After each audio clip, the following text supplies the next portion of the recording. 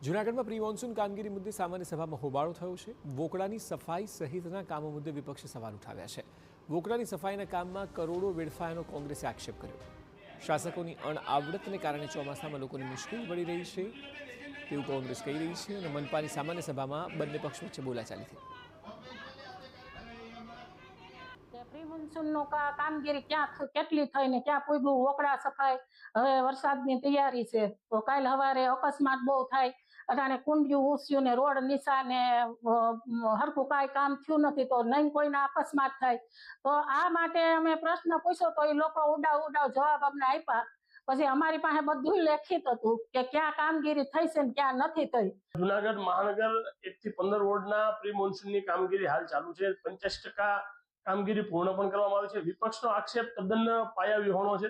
હાલમાં જૂનાગઢ મહાનગરના જે 1 થી 15 વિસ્તારના પ્રી મોન્સૂનના વોકળા હાલમાં પૂર્ણ કરવામાં આવે છે। જ્યાં કામગીરી બાકી છે તે પણ અત્યારે હાલ ચાલુ છે। જે ચોમાસા પહેલા પ્રી મોન્સૂનની કામગીરી પૂર્ણ કરવામાં આવશે।